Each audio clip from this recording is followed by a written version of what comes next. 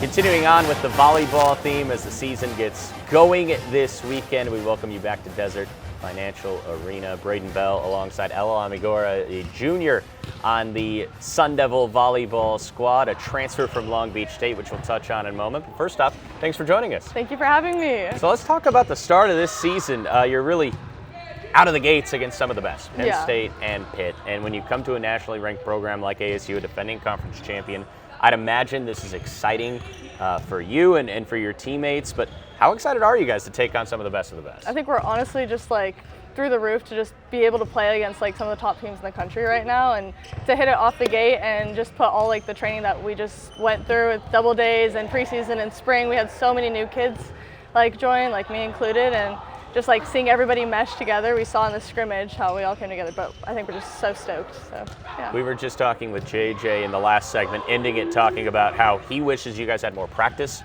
I guess that you're just ready to start playing. Is that correct? Yeah, we're ready to play against other people like, besides ourselves.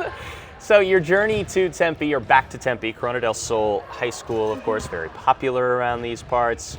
But 2 years at Long Beach State, playing in Southern California, you hit the transfer portal. Yeah. What was it about this program, other than it, being your home base, that made you want to wear the maroon and gold and the pitchfork? Yeah. Well, besides obviously growing up here, I just took into account, I was always keeping track of ASU like throughout my whole collegiate career, and I was just amazed with how JJ just like took the program around the leg, and he was just so intentional with like building everything up. And I just see all the hard work that he and the coaching staff put in, and the girls, like you go and watch and you can just feel the electricity. Like everybody is just so electric and doing their best to just compete and leaving everything on the court, and that just kind of dragged me to be back here, to be in that competitive environment. I probably shouldn't admit this, but I think JJ is one of my favorite coaches to talk to. He's such a great guy to talk to. The conversations, you can tell he's really thinking about what he's saying. He's intentional in that respect. I'm curious, when you guys first connected, when he's recruiting you here to Tempe, what was that initial conversation like? A lot of logistics, a lot of numbers. He knows his numbers and he knows it well, and I think that allows us to trust him and trust what he's saying, and it just backs him up a little bit more besides all the knowledge and the IQ that he has. So yeah, but. In terms of the attendance, we were, again, talking about this with JJ, but for a player, that's what you live for, I'm sure, is playing in front of big crowds. And someone that grew up here where, let's face it, it wasn't really a thing, right? It wasn't a huge deal. No. ASU volleyball wasn't, but now top 15 in the country in attendance last year, looking for maybe even top 5 this year, trying to run those numbers up. Yeah. How cool is it for you just to know how big Devil Volleyball is getting and going to continue to grow to be? I think it gives us a lot of confidence to just know that we have that backing. Our community engagement, I feel like, is just something that we definitely harp on a lot, and I think it's nice and it's refreshing to look in the stands and you see so many people that, like me personally, that I just know and I grew up with and grew up around, and all like the young kids from my middle school and like high school, and like these girls that look up to me, and I feel like all the girls can feel it. Like these girls are seriously, they want to be us, they want to like look like us, and just having that like support and from their parents and everybody else is just incredible. What's that like for you? Because I think sometimes that gets lost in the sauce of being a student athlete. Like you're still having to handle so many things, but then you're also absolutely a role model. Yeah. Like, do you ever stop and think about that? It gives me a lot of gratitude. I feel like it makes me wear the jersey with just a different level of pride, and I think that it just allows me to take in the moment and be present a little bit more and truly just enjoy like the sport and being on the court here. So yeah.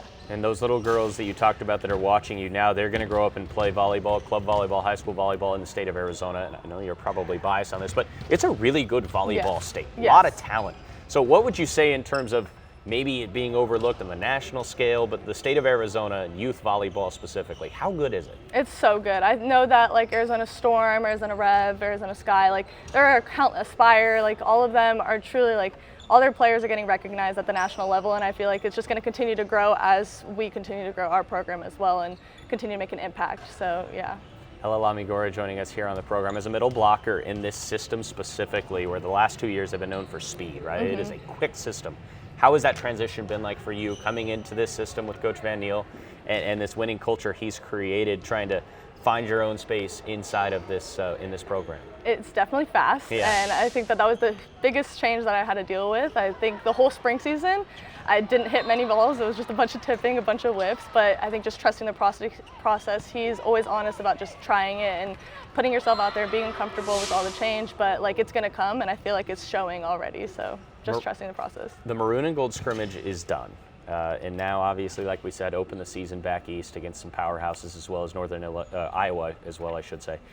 Back at home against FGCU next Friday will be the home opener. We can talk about FGCU, but let's also, for the sake of this question, let's say U of A match. When we know it's going to be really crowded in here, how special is that going to be for you? In front of friends, in front of family, in front of Sun Devil Nation? I think it's just going to take me a moment when I get out here. I'm going to be doing a lot of visualization, a lot of prepping mentally, but truly just taking in all the lights, all the people, all like my surroundings, my teammate, and just constantly giving back to them. That's going to be important for me, and everybody just stay grounded when all of that's happening. Seems as though a dream come true to be playing back at ASU. I know your sister went to school here, your older sister, and then your family obviously close by, Corona del Sol.